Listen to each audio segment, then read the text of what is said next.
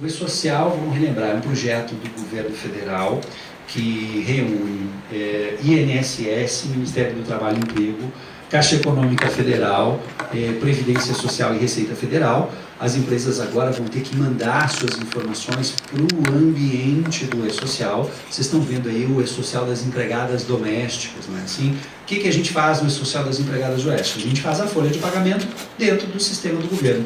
A gente tem que mandar a folha de pagamento para o sistema do governo. Vai ser mais ou menos isso para as empresas. É como se a empresa tivesse que fazer sua folha de pagamento toda dentro da plataforma do governo.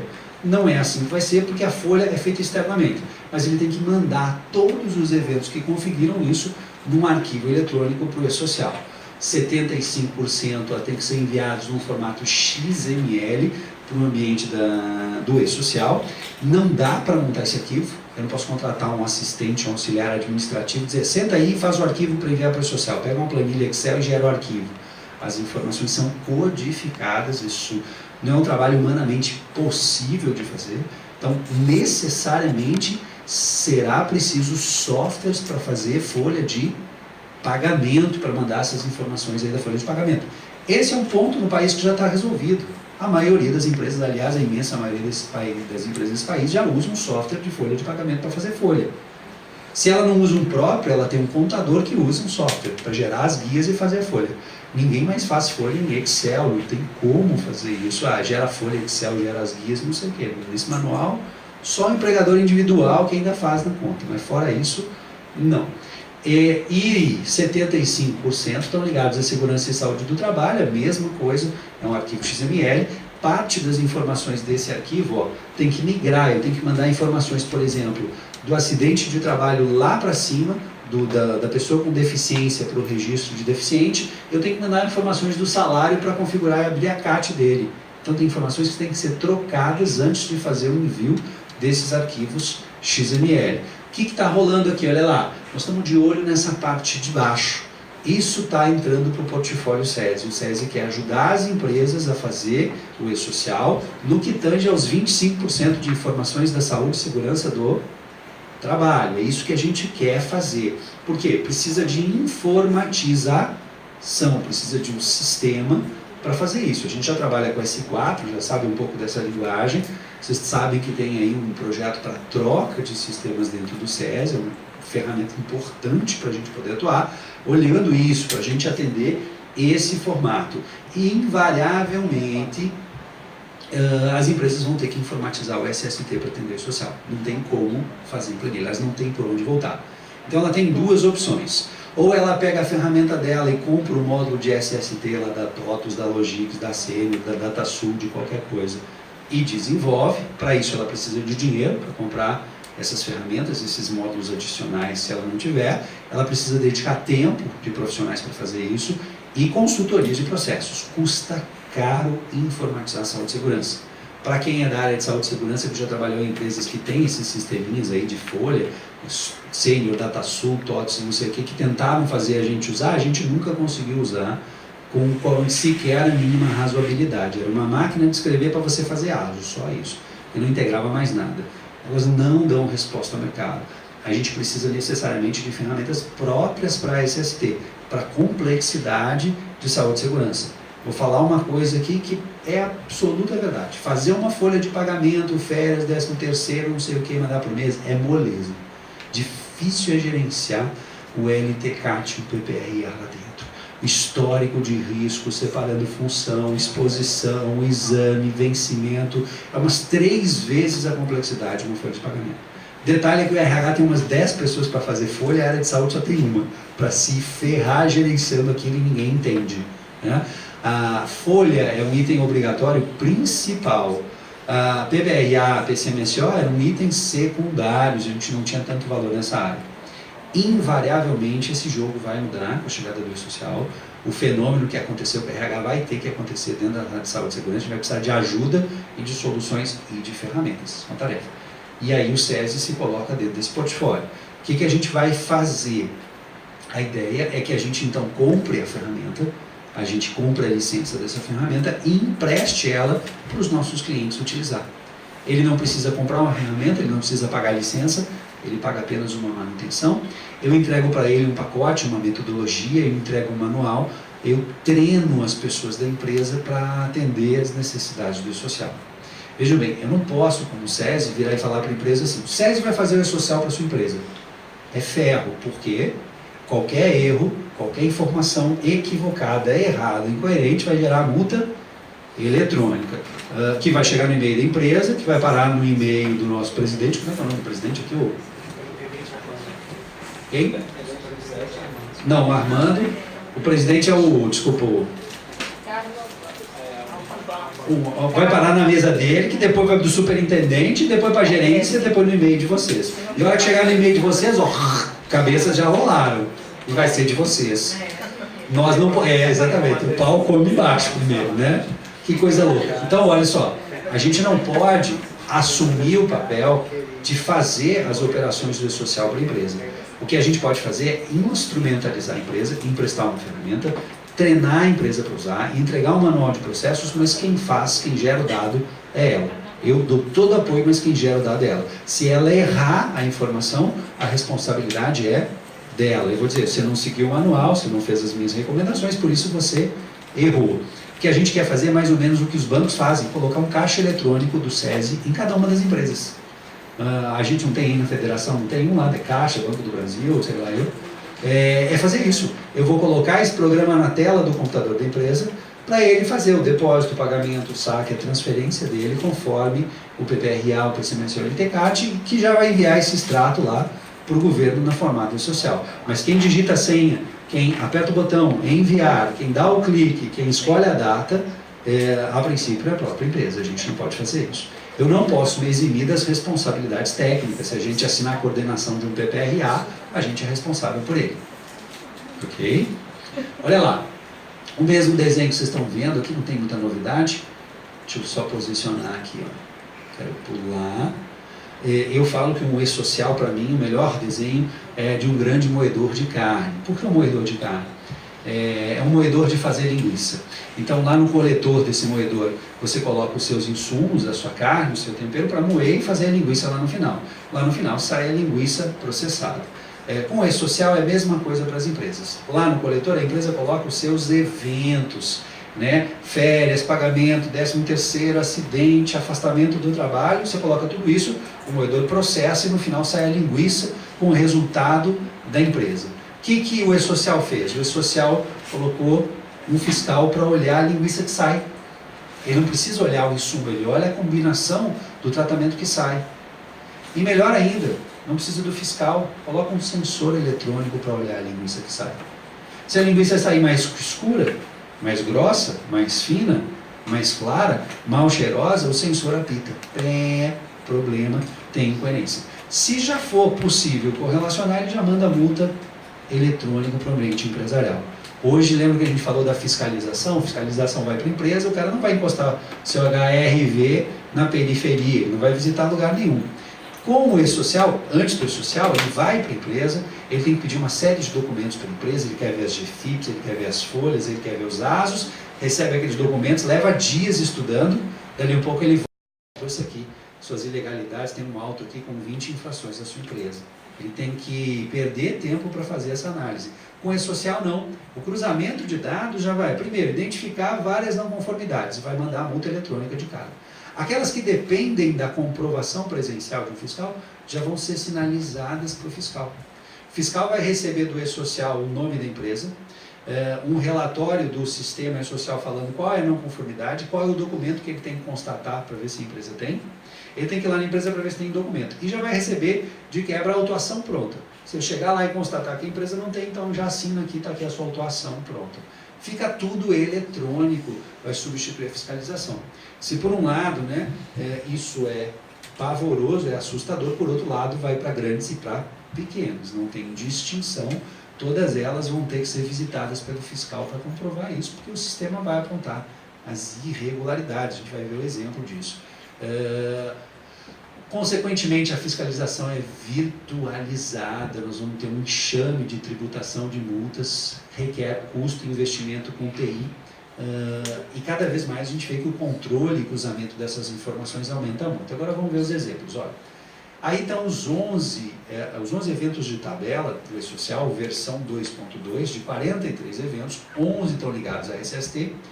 Estão os 11 eventos que dizem respeito à SST direto ou indiretamente, e os documentos que lhes fazem referência. O que é importante para nós? É o laudo de PCD, de um funcionário com deficiência, o LTCAT, o ASO, a CAT, a Comunicação de Acidente de Trabalho, informações do PCMSO, do PPRA e, olha lá, do absenteísmo, do afastamento desses trabalhadores. A única coisa que a lei mudou é a questão da informação do absenteísmo, das ausências desses trabalhadores. É a única coisa que não tinha previsão legal. O resto, a lei não mudou. Só mudou a forma de envio com o E-Social. As obrigações continuam sendo as mesmas, exceto para aquele link ali, um asterisco, que é o absenteísmo, que se comunicar esses afastamentos é uma novidade. Agora vamos ver onde é que o bicho pega no E-Social, para a gente ter um cenário disso tudo. Olha só. Primeiro, sustentar o sim e o não informados pela empresa. Hoje, a empresa que não cumpre uma legislação secundária depende da visita de um fiscal que vai analisar aquilo para ver se ela cumpre ou não. No ambiente do social, ela precisa cumprir. Se ela disser que sim, que tem o risco, que tem um problema, pronto, mas ela tem que se sustentar. Aí a maioria vai querer dizer que não tem um problema. Vamos ver o exemplo do risco ergonômico agora. Está previsto no E-Social, tem lá uma tabela de 20 situações de exposição a risco ergonômico. O que as empresas, que a maioria das empresas que não tem laudo ergonômico vai fazer? Vai mandar risco nenhum, vai informar nada, não tem risco ergonômico. Aí a fiscalização vai olhar, bom, essa empresa aqui é uma empresa de cerâmica, não tem risco ergonômico nenhum, duas possibilidades. Ou a empresa é fantástica, tem um trabalho de ergonomia extraordinário, conseguiu eliminar todos os riscos dos trabalhadores, ou ele não tem um laudo ergonômico de análise ergonômica do trabalho. Então, vai apitar para o fiscal, visite essa empresa, procure o laudo de análise ergonômica das condições de trabalho tal, que digam que não tem um risco. O fiscal vai chegar lá, não vai ter o documento para entregar, já vai entregar a atuação para essa empresa. E no mês seguinte, de novo, porque ele tem prazo para resolver o problema, as multas são recorrentes. Olha lá, integração entre as áreas, a perspectiva multidisciplinar, é o conflito de papéis. Cada um se vira do jeito que pode. A área de RH faz contrato do trabalhador, assina a carteira, dá um contrato de trabalho como ajudante de pedreiro, mas manda para um ambulatório para fazer exames como ajudante de marcenaria. E no PPRA eles ainda põem outra coisa, falam que é algum outro documento, alguma informação. É tudo incoerente. Né? A descrição da atividade, a que está no ambiente de PPRA e PCMSO, uma que está no RH é outra. Um usa CBO, outro não usa CBO. Dizem que as áreas das empresas, dias atrás eu estava num treinamento, achei muito engraçado, alguém virou e entendi. Sabe o que é, doutor? É que o RH tem problema de eixo. Problema de eixo? Mas como assim problema? Problema de eixo, doutor. É que ele acha que o mundo gira ao redor dele. E assim, saúde tem problema de eixo, segurança tem problema de eixo. A gente, quando está no ambiente empresarial, todas as empresas que eu trabalhei, eu tinha enorme dificuldade em conversar com essas duas áreas, em fazer eles entender os meus problemas e, claro, eu entender os problemas deles, né? Segurança tem especificidade, saúde tem especificidade, RH tem especificidade. O fato é que agora eles têm que se entender. Não dá para ficar entre um ponto e outro, você vai ter inúmeros formatos. Quer ver um outro exemplo dessa situação? Você tem um funcionário, ele é ajudante de construção civil. Aí o encarregado dele, o chefe dele, vai promover ele a supervisor ou a encarregado de construção civil. Ele manda lá um bilhetinho para o RH, o RH vai lá na folha de pagamento e clique, troca. E a partir do dia 1º ele passou a ser encarregado de construção civil. Só que ele esqueceu que tinha que avaliar os riscos e, dependendo da introdução de riscos, fazer o exame de mudança de função. Isso, meus caros, assim, acontece em 99,9999% das vezes. O RH faz o que lhe mandam fazer, porque mandaram fazer, e foi o dono que mandou trocar a função daquele trabalhador, e ignora se ele tem outro risco ou não. Na hora que ele trocar essa informação e mandar para o social, vai bater lá uma nova função, ele vai procurar novos riscos. Cadê o exame ocupacional? Não tem. Multa eletrônica. Sabe como é que eles chamam essa multa? Multa eletrônica pedagógica. Eu vi isso de um fiscal que participa do grupo social, num evento, perguntaram para ele, mas se eu estiver lá no interior, não tiver internet, como é que eu faço? O fiscal olhou, nesse caso aplicaremos multas pedagógicas. Eita vida. Olha só a sutileza, vamos lá. Gestão passiva e programas vivos. Olha isso. Hoje o SESI faz PPRA. Vocês fazem PPRA, LTCAT aqui, PCMSO. Você faz aquele documento, vai lá, pega os dados da empresa, joga lá no S4, imprime o documento, manda, entrega e manda o boleto para faturar. Ó, é R$900, é R$1.000, é R$1.600 e faturou.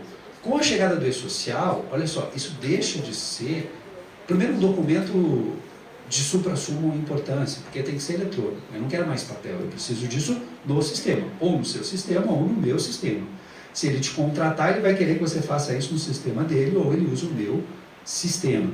Todos os dias a empresa tem movimentação, tem uma mudança de função, tem uma mudança de setor, tem uma promoção, tem a contratação de novas funções. Se amanhã a empresa resolver contratar um colador de carpete para reparar o carpete, antes de contratar o colador de carpete, vai ter que acionar a engenharia de segurança do trabalho para avaliar a antecipação de riscos, para avaliar a exposição, enquadrar ele dentro do grupo homogêneo, prever medições no LTCAT. Depois que alguém responsável pela engenharia fizer isso, tem que encaminhar para o PCMSO para alterar o PCMSO e ver se tem algum exame que esse cara tem que fazer, e o médico tem que validar. Só depois que isso acontecer, é que ele pode ir fazer exame ocupacional para fazer para aquela função. Olha um cenário de dificuldade. Sabe o que vai acontecer com a gente? A maior mudança que a gente já viu nesses programas.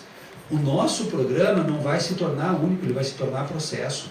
O meu cliente vai ter que ter um telefone para ligar todos os dias. Olha, SESI, se é meu fornecedor, agora eu estou contratando o colador de carpete aqui, o pintador de cadeira, o rebocador de piso.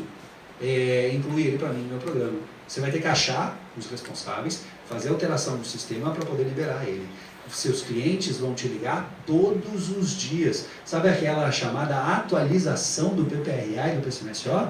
Ela vai ter que acontecer todas as vezes que tiver uma mudança de função, uma mudança de setor ou uma nova inclusão.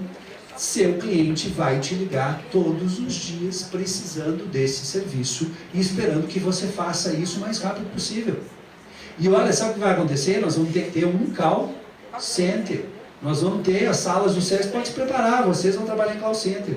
Nós vamos ficar sentados atendendo o cliente no telefone para resolver o problema dele o mais rápido possível, antes de mandar o cara fazer exame. Pegar o cara, não, vai lá, manda fazer exame na clínica. Vai dar tudo errado, nós vamos assumir um erro que não é nosso. Nosso serviço passa a se modificar. Isso também é oportuno, sabe por quê?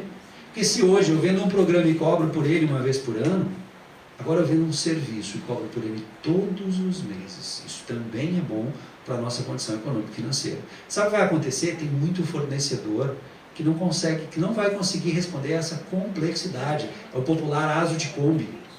Você vai ali na Kombi e traz um aso para mim. Entra lá na portinha da Kombi e sai de lá de dentro com um aso. Senta na frente do tem risco ergonômico? Não sei. Não põe aí, construção? Ergonômico. Ruído, poeira. Acabou. Tem que estar integrado a algum documento. Então, se tem uma leque de fornecedores assim, simples ou ruins que não vão sobreviver, o cara não vai conseguir dar conta dessa complexidade, vai perder os seus clientes. E, claro, quem souber se adaptar a esse novo meio de serviços vai levar todos esses clientes consigo. Né?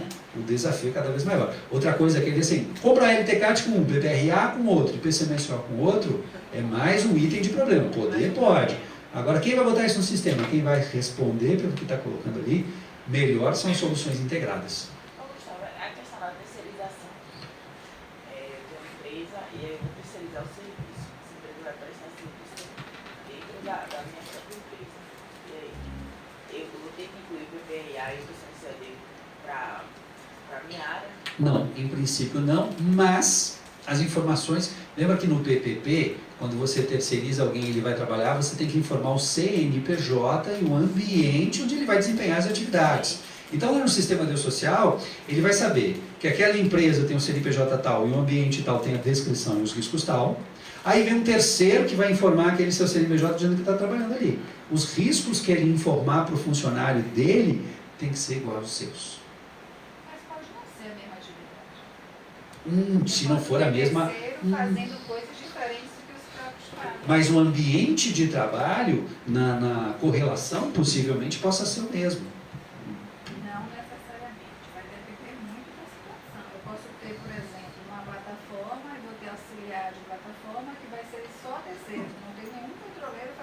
Ok, mas se lá naquela área tem BTXE, esse cara vai ter que ter no programa dele BTXE, porque ele não vai poder dizer que ele não está naquela área.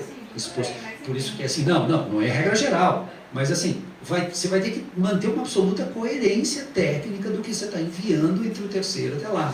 E onde vai dar pau isso? Ele vai achar que o terceiro está errado e vai multar você? Ou vai achar que você... aliás, ele vai achar que o terceiro está errado e multa o terceiro, ou achar que você está errado e multa você? Um erro, um deslize embola o meio de campo todo. Aí no caso de afastamento, fiquei aqui pensando. A gente não pede para adoecer, né? Então o processo acontece, ele é contínuo, né? E aí eu tenho do dia 1º ao dia 31. Hoje a gente tem um ciclo de fechamento que hoje as empresas rodam para gerar o pagamento, né? Se vai afastar, se não vai, tem tramitação toda. Então eu tenho do dia 1º ao dia 31. Hoje a gente tem uma sistemática de pagamento do dia 25 de cada mês, né? Então isso mexe diretamente nos que estão ativos, né, na minha folha ativa, que aí eu vou ter que pensar uma outra condição de pagamento. Eu vou ter que refazer o processo. Porque eu fiquei pensando aqui agora, eu não tenho controle sobre o adoecimento, eu posso receber a qualquer momento um atestado para afastar, né, e gerar esse afastamento. E eu tenho que dar essa informação imediata. Como é que eu vou ter esse tempo? Então assim, a gente vê o que vai ficar ligada no 320, né? É ligada, a gente Você vai se estressar. Você imagina. Então, assim, o que você vai fazer? Sabe o que vai acontecer? Para quem mexe com um processo complexo como esse, sabe o que vai acontecer? A gente vai imaginar tudo que der e vai tentar trabalhar. Aí um belo dia vai chegar a multa eletrônica, você viu que você esqueci disso. Aí eu vou ter que agora criar um processo para trabalhar isso. E isso, e aquilo. Nós vamos ter um enxame. Você falou que o trabalhador não escolhe data para adoecer. Eu lembrei de uma história que vale a pena contar. A primeira capacitação do absenteísmo que a gente fez aquela fala de hoje de manhã lá em Goiás. Aí um dos professores que estava na sala, professor de educação física, ele é um coordenador, é um gerente de área, na hora do intervalo, saiu para tomar um café, ele pegou o celular e mostrou o WhatsApp que ele recebeu de um funcionário dele. Saibam que lá, eles, na política deles de absenteísmo, no departamento lá, no regional, eles colocaram que o departamento aceita atestado de acompanhante para até 15 dias por ano. Aí ele recebeu o WhatsApp do professor dele. Você precisava ver a possessividade dele. O WhatsApp falava assim, prezado-chefe, como você sabe, estarei de férias no período de tal a tal. No dia X, quando retornaria de férias, vou apresentar atestado de 15 dias para acompanhar minha esposa em exames médicos.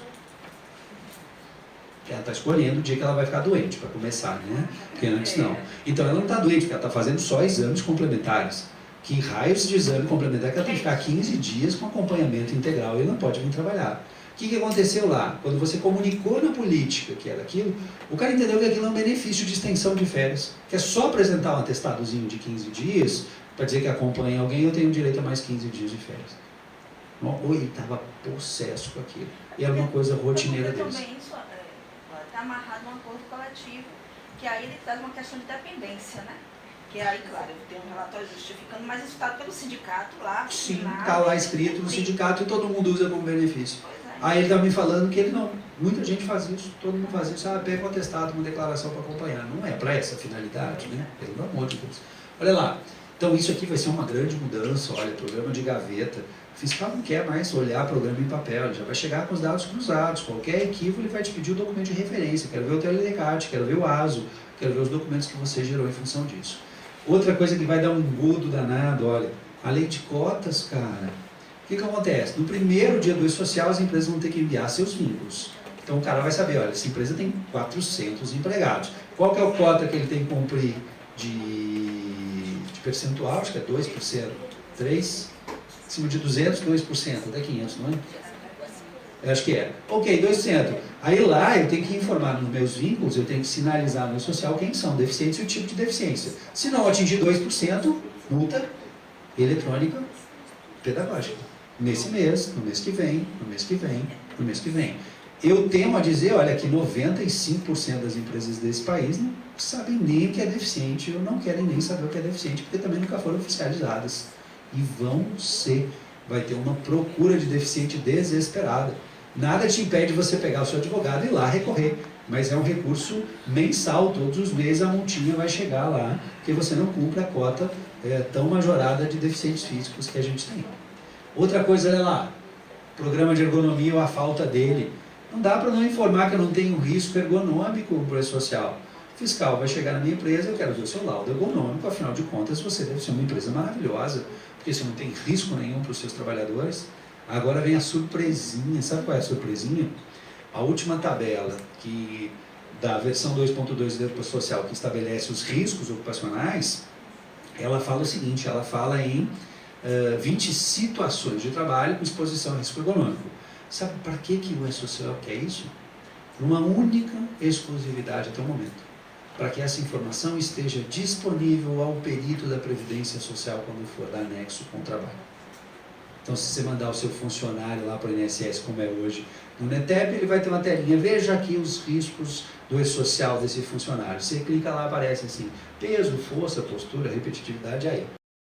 Do trabalho, mais uma vez, piorando mais o NETEP, porque agora eles vão ter os dados em tempo real dos trabalhadores da empresa para dar benefício e dizer que é doença do trabalho. Quanto custa cada um desses? 73.300 para cada indústria. Olha o estrago. Não pagamento de adicionais devidos. A receita, o que acontece?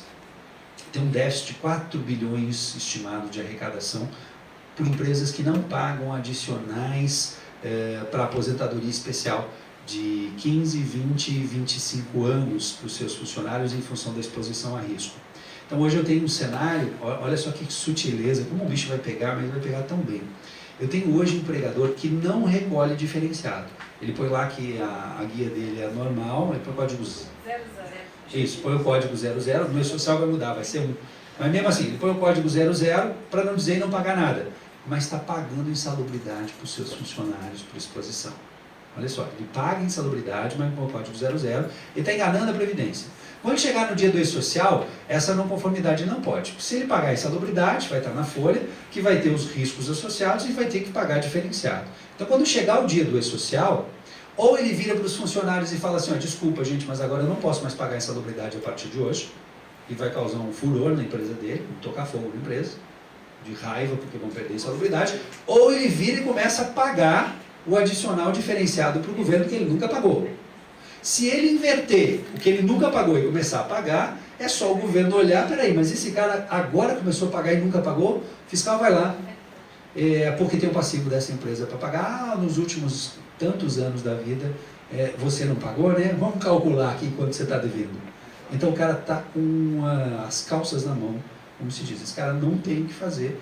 Eu tenho muitas situações. Informou o risco, iminentemente o código tem que estar alinhado com o risco para efeito de recolhimento especial. E muita gente faz isso para não recolher. Metodologia e integração de LTCAT, PPRA e PCVCO, a gente trabalha com S4, vocês usam aqui, né? O S4 faz isso até relativamente muito bem, de tirar o chapéu, tem uma estrutura muito boa ali para respeitar. Mas quando chega lá no consultório médico, o médico pode mexer nos riscos, não pode? Você pode tirar risco, colocar risco lá para quem no S4, você pode fazer isso. Não poderia, tem que ter umas travinhas aí. Tem que respeitar o que está combinado dentro de cada um desses exames. Essa é outra que o bicho vai pegar para valer, olha, meta de 5% de PPRA, isto é lei, para aquelas situações em que há pagamento de insalubridade e periculosidade, por exemplo, o ambiente de ruído, anualmente os empregadores têm que reduzir aquele nível de exposição em 5%. Então, se eu tenho essa sala aqui, tem 2 máquinas lá no fundo que tem 95 decibéis, no primeiro ano do E-Social, ok, 95. No segundo ano, o ambiente é o mesmo, não mudou, tem que reduzir 5% naqueles 95 decibéis. Não reduziu no envio dessas informações, multa eletrônica pedagógica. E no outro ano, de novo, eu tenho que reduzir os riscos até eu tirar da exposição. Até eu fazer o risco cair abaixo de 85 decibéis e por dizer, agora não tem mais que recolher condições diferenciadas. Definitivamente, essa lei que já existe, ela obriga o empregador a melhorar continuamente os seus postos e condições de trabalho, reduzindo a exposição dos trabalhadores. E para biológicos? Bom, isso não tem para risco biológico. Por enquanto não sei, se não vejo uma grande interação, onde é que vai dar problema com o risco biológico. Vai dar problema com a insalubridade, quando o cara paga e não diz que tem. Ou diz que tem e não paga. Tem situações que você é obrigado a pagar a insalubridade, mas isso não necessariamente dá direito a Tem também, especial. tem também. Né? Tem também. É um samba do crioulo doido, como se diz, tem muita coisa para lá e para cá. Exatamente. Vamos ver o que mais. Olha lá, essa é talvez uma das mais assustadoras. Fazer 100% dos exames ocupacionais em dia. Né? Quantas empresas vocês conhecem que conseguem fazer isso? Eu talvez conheci uma ou duas na minha vida que faziam isso, porque bloqueavam o crachá do indivíduo 30 dias antes. A maioria, primeiro, gerente, diretor, não vem. Eles acham que são imunes. Né? Porque eu ir lá no SESC fazer exame ocupacional, não, eu não preciso subordinar isso. Junto com os trabalhadores, que isso, eu sou de outra espécie. Né? Eu não sou dessa espécie subhumana, não, eu sou diferenciado. Outra coisa é encarregado, um líder, que não quer liberar os caras porque precisa produzir. Não porque eu não posso liberar hoje, está tudo agendado, mas não vai dar para liberar hoje, que tem que produzir, tem que entregar uma carga hoje. Aí reagenda. Porque o cara estava de férias, não interessa, o problema é seu. Porque não sei o que. Sabe qual é o valor da multa para cada ASO vencido? De R$ 450, R$ 4.023 por ASO, dependendo do tamanho e faturamento da empresa. Essa é a tal da multa pedagógica que vai doer no bolso rotineiramente. E o pior que vai sobrar para nós, para a equipe de saúde, porque na hora que tomar a primeira, vai chamar um médico na sala, vocês não fazem isso, vocês não veem isso, até você convencer que a empresa é que tem que mudar, que você está lá para fazer, que você convoca, que você chama. A gente tem que guardar muito e-mail, viu? De qual convoquei, chamei, não veio. Nós vamos ter um papel crucial nesse processo. Lembro, para um cara de 45 anos de idade, 18 a 45, sem comorbidade, o prazo pode ser 2 anos, sem risco. Se tiver risco, aí já é um exame anual, e dependendo do risco, é semestral. O que vai acontecer? Para não ter erro, não ter risco de perder o prazo, com 4 meses a gente já está convocando os exames semestrais, com 10 meses nós já estamos convocando o exame periódico. Vai ser uma paranoia para dar tempo de não ter problema, é a melhor coisa que possa fazer. Isso vai causar uma revolução no ambiente de saúde e segurança. Quando eu comecei, eu falo que a gente ficava debaixo da escada. Não tinha ar-condicionado, não tinha computador, não tinha nada. Para que médico precisa de computador? Não precisa não, tem que estar atendendo. Para que engenheiro tem que estar em computador? O engenheiro tem que estar na área. O pensamento era retrógrado e o esforço para a gente conseguir as coisas era gigantesco. O E-Social vai melhorar muito para nós, em termos de organização estrutural da área. Agora, uma dúvida. Sobre essa questão da aposentadoria especial, que eu fiquei agora pensando sobre essa nova resolução. Você ficou pensando, né? De 2 anos. Você anota esses seus pensamentos e compartilha com o grupo, tá? Porque não se são de jogar fora, não. Pode falar. Dessa revisão de 2 anos, né, que eles agora, de fato, têm que devolver a conta para a empresa, né? Mandando esses avisos, os chamados para as pessoas que estão nessa condição de aposentadoria, né? Então, eu estou percebendo que essa conta vai voltar de fato para a empresa, porque eu não estou achando que eles vão segurar e se quando chegar lá eles vão dar alta. Eu falo de validez, né? Para da aposentadoria, porque é um tempo determinado, né? Então, eu estou inválido até um determinado momento, né? Dessa revisão, eu estou subentendendo de que ele não quer pagar mais essa conta de previdência social e quer devolver para a empresa. Agora vai chover de gente voltando para o mercado. Mas aí, nesse caso, o que eu imagino assim, um indivíduo que já está lá, a gente tem situações de gente que está nessa condição já há mais de 8 anos, 10 anos, Isso é mais difícil, né? E aí a gente fazer esse processo que a gente, dessa sua análise que é totalmente pertinente dos verdadeiros falsos e aquela fato, coisa, né? Fantasia. Da coisa meio que tudo faz, é tudo fantasia. É tudo fantasia. E aí a gente devolver esse indivíduo e não desligamento, para dizer assim, mas trabalhar com esse indivíduo, então assim, a gente tem um desafio danado, viu? Porque com essa nova e assim, olha, como é que pega um indivíduo que está voltando para uma fantasia. Não adianta, ele se perdeu pelo caminho. Como é que eu faço ele cair de volta ao mundo real, da realidade? É muito, mas muito, muito, muito difícil. Eu tive vou contar uma história, acho que vale a pena, sobre reabilitação profissional, né? Acho que algumas experiências me marcaram muito com a reabilitação. Eu sou um cético em relação à reabilitação pós-afastamento. Vocês vão mais ou menos entender, assim, eu tenho minhas fortes reticências em relação a isso. Eu acho que a reabilitação tem que ser precoce, dentro dos 15 dias. Mas também é um assunto que eu não gosto de estudar. Eu sou cético, é uma opinião muito pessoal. Mas o que acontece? Vamos lembrar do Desjures, o Christophe Desjures escreveu, é um autor francês, tem um livro que é A Banalização da Injustiça Social. Aí lá no livro tem um capítulo que é a desinserção social do mundo do trabalho. E ele fala isso, quanto mais tempo o indivíduo fica afastado do trabalho, mais difícil é o retorno dele, a gente sabe disso. Lá, quando ele volta, quando ele tenta voltar, a empresa não é mais a mesma, porque se vendeu, trocou de nome, o chefe não é mais o mesmo, os colegas de trabalho não são mais os mesmos, a máquina não é mais a mesma, o processo não é mais o mesmo, nada é mais o mesmo, ele é um peixe fora da água. A adaptação dele é terrível para esse retorno. Isso fica muito difícil dentro do ambiente profissional. Aí, a experiência de reabilitação para contar. Aí, quando eu entrei na Klabin, que eu comentei com vocês, em 2004, quando eu cheguei na Klabin, eu encontrei uma mulher que estava afastada lá, lembro muito bem dela, que foi afastada por uma lerdose, um problema muscular, trabalhava no setor financeiro, era até concebível, né? Tinha que digitar muita planilha, muito dado, que era um problema muscular. Eu comecei a revê-la entre perícias, e ela ficava pela Previdência, já estava 2 anos afastada pela Previdência.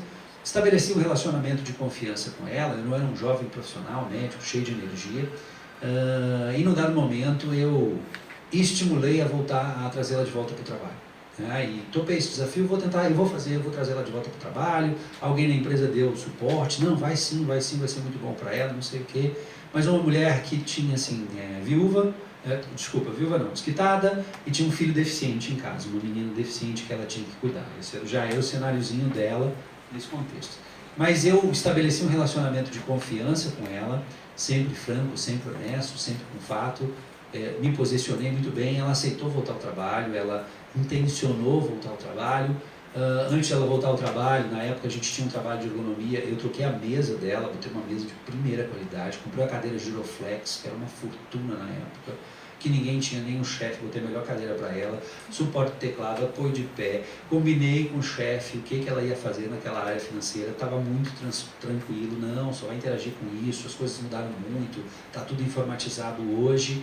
Nós fizemos na área dela, que é a área financeira, devia ter umas 10 pessoas mais ou menos, a gente fez um bolinho, fez salgadinho, um refrigerante, botou bandeirinha, bem-vinda, de volta. A gente fez assim, um acolhimento de primeira linha. E ela voltou, isso durou 6 meses. Até que ela, não, sabe como é que é, não tem jeito, eu não consigo mesmo não, e tal. Eu tive a nítida sensação que ela só estava voltando porque ela tinha que mostrar para o perito lá na Previdência que ela tentou. Tá vendo? Eu fui lá, tentei, mas não consegui, não tem mais jeito, agora pode me aposentar aí. Foi 6 meses ela voltou. E aí, se fosse hoje, na época não tinha o FAP, mas se fosse hoje a primeira vez era 73.300, da segunda vez era mais 73.300. Toma para você aprender. Então é uma fantasia. Eu não consegui, por mais que eu resgatasse uma fantasia, aquilo estava intrínseco nela, aquele mecanismo, aqueles meios, eu não consegui trazer ela de volta. Tive algumas outras experiências similares, mas assim, todas me frustraram. A taxa de recidiva desses trabalhadores é muito alta. Então, se você tem uma chance de fazer uma reabilitação precoce, é dentro dos 15 dias. É deixar ele na rédea, sabe? Andar com rédea curta, junto com ele, de braços dados. Verdade, não é mentindo, não é enganando ninguém, não é enganando o trabalhador. É verdade nesse sentido. 2 falas aqui importantes. Vocês perceberam, né? Lembra que eu falei de mim que eu exagero, às vezes, na minha história, num ponto de vista, na informação. Às vezes vocês têm que desconsiderar isso. Outra coisa importante é assim, a gente precisa ser justo com os trabalhadores, né? Uma coisa é, tô doente, isso é do trabalho. Esse trabalhador precisa de apoio, a empresa tem que abrir a carta, tem que reconhecer seu dever social, não tem conversa. Vai pagar 73.300 ou quanto for, não importa. Outra coisa são as fantasias que estão no meio do caminho, estão extrapolando. Ali, esse é o cenário mais difícil. Enquanto você olha, eu assim, uma convicção mais da metade para mim é fantasia. Não foi bem conduzido, não por você, às vezes por outros, às vezes por muitos profissionais, mas se transformou num caso de fantasia. Olha lá. A questão é que a fantasia já nasce fantasia. Explique-se. É muito difícil você trabalhar alguém, reinserir ou fazer a reabilitação de alguém que está fantasiando e que tem um desejo de fato, quando o desejo dele é usar uma doença para conseguir uma outra coisa. Isso aí, o máximo que a gente faz é saber que aquilo está acontecendo. E é isso que eu digo que às vezes não é mais um caso médico, né? Isso é uma outra coisa. Os Cadê o processos psicólogo? pagaram. Virou caso.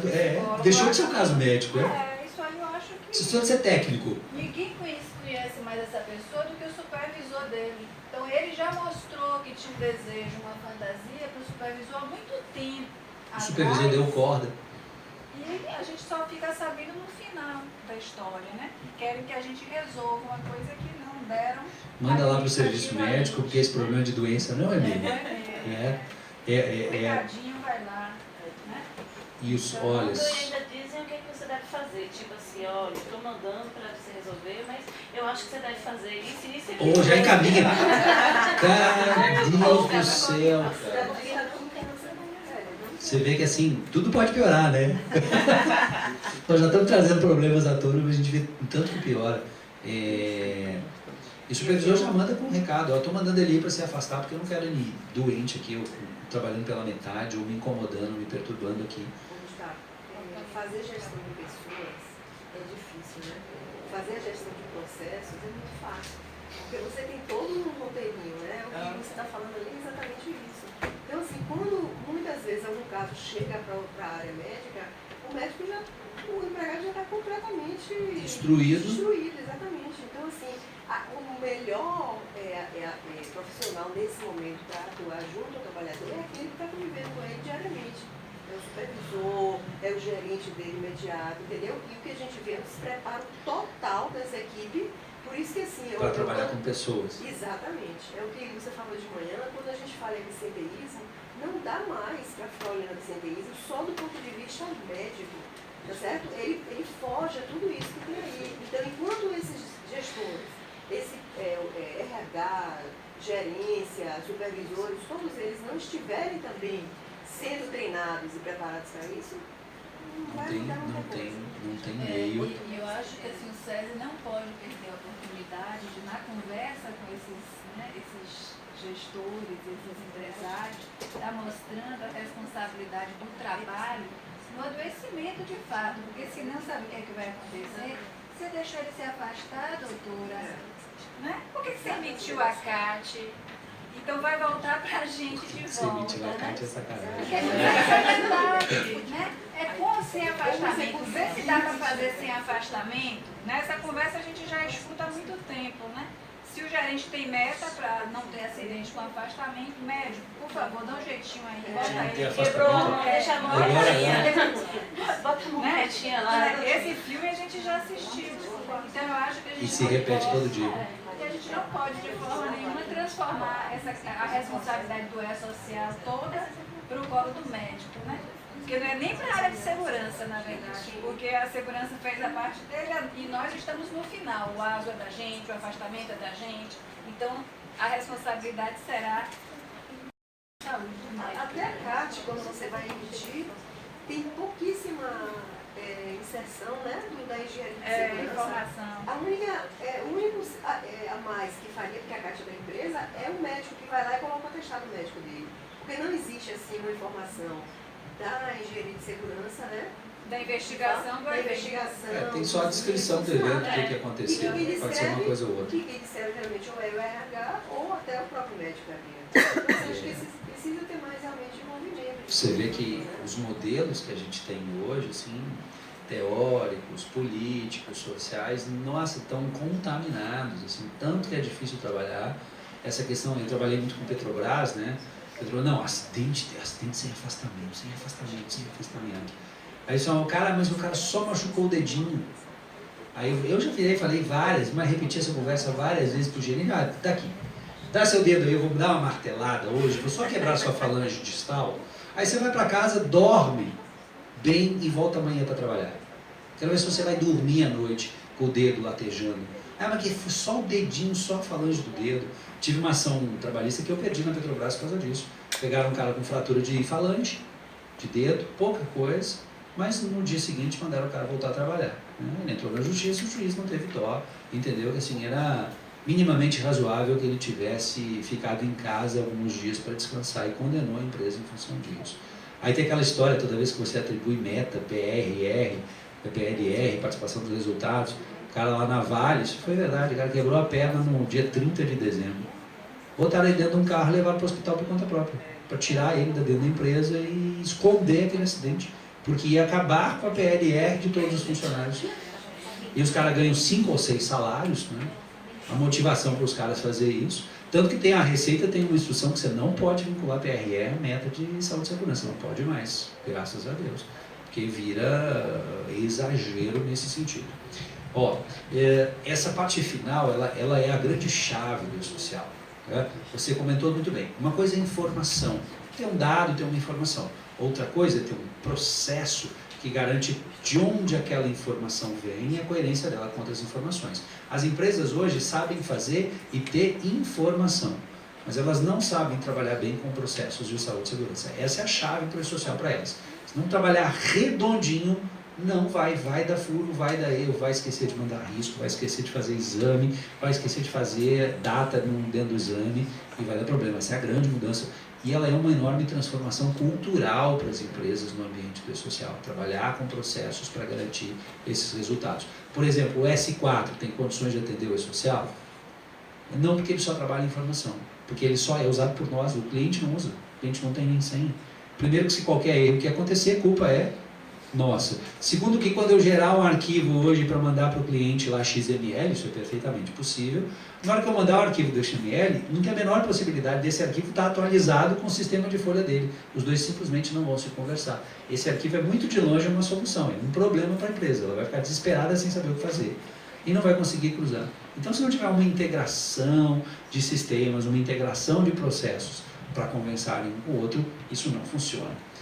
Olha só, criticidade em termos de TI, aqui bem rápido. Olha. Vou mostrar o slide aqui.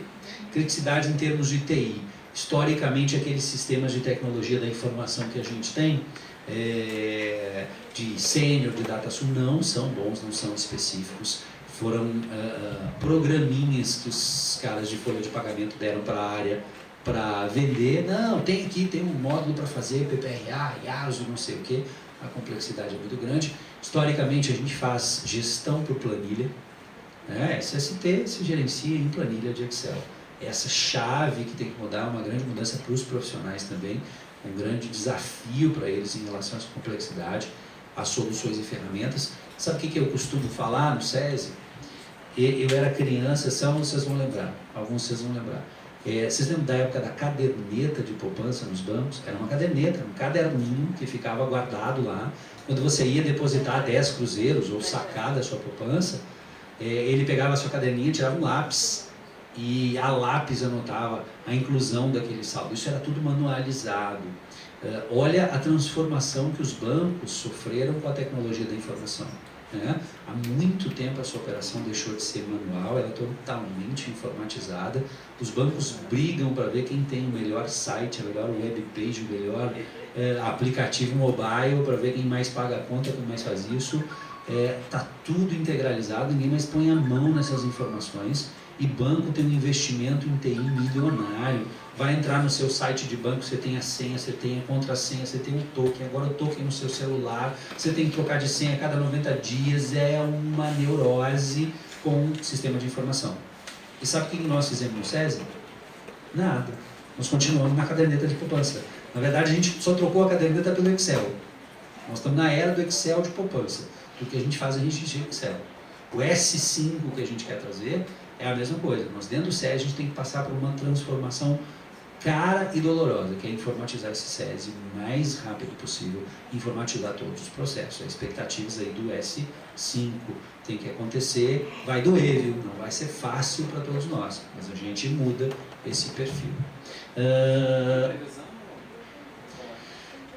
Boa pergunta, ó. Decidiu-se segurar um pouquinho o edital, porque ele vai entrar junto com o edital da rede. Então a rede, o cartão SESI e o S5, os 3 editais estão prontos, isso já tem um mês, esperando apenas autorização para publicação. Publicados são 114 dias para a gente resolver essa parada e estar operando. Então, se publicar aqui esse mês, por exemplo, janeiro, fevereiro, essa situação está resolvida e nós estamos começando a operar. E olha por que ela é importante para nós, olha só. Aí, por causa da vigência do E-Social, o comitê acabou de rever o prazo de introdução do E-Social, 1º de janeiro, começa em janeiro de 2018, para empresas com maior faturamento, mas não vai valer para as informações de SST. Essas informações têm 6 meses a mais, elas vão para julho de 2018. Então, nosso prazo agora para ter essa mudança toda dentro do SES é julho de 2018. Para as empresas de menor faturamento, aí tem 6 meses a mais para cada evento. Nessa pasta de arquivos que eu deixei para compartilhar com vocês, tem um vídeo do Paulo Marangoto, ele é o auditor fiscal da Receita Federal, e ele fala com todas as letras o que está atrasando, uma das razões que está atrasando a entrada em vigor do E-Social é justamente a complexidade da saúde e segurança do trabalho dessas informações. Tá aí, vale a pena vocês verem esses vídeos que estão aí. Tem 3 vídeos no manual que assistam. Um é do Ricardo Barros, falando sobre a Justiça do Trabalho. Lembra que eu comentei? Vale a pena ver, é um show de bola, nosso ministro da Saúde hoje. Outro é do Nelson Marquesan Filho, que agora foi candidato lá no Rio Grande do Sul, acho que é prefeito do Rio Grande do Sul. O Marquesan também deita o sarrafo na Justiça do Trabalho. Vale a pena vocês assistirem os 3 vídeos que estão na pasta de vocês aí, para vocês compartilhar e assistir. Aí, muito bem, essas são frases colocadas aí pelo E-Social, o que percebe que o cruzamento aumenta a cada dia, a necessidade de uma mudança de atitude das empresas, muitas vão sofrer. Se isso vai ser difícil para nós em termos de saúde e segurança operacionalmente, também vai estimular uma concorrência mais leal. Aí alguém fez uma pergunta assim, olha, eu preciso refletir muito sobre isso. Então, peraí, se cada vez mais as obrigações empresariais que eu tenho vão ser piores, agora que isso vai estimular uma fuga dessas obrigações. A gente vai então trabalhar na informalidade. Meio complicado, porque no momento em que ou você não abre CNPJ, no dia que você abrir um CNPJ, meu amigo, ele está todo vigiado. Então você pode trabalhar realmente na informalidade, mas se você abrir um CNPJ, aí você não tem mais como fugir. Tudo está vigiado, o seu financeiro está vigiado. Se você pagar alguém sem emitir nota, sem botar na folha de pagamento, vai apitar o sensorzinho lá da linguiça e sua caixa de e-mail vai receber um presentinho, né? Mais ou menos assim.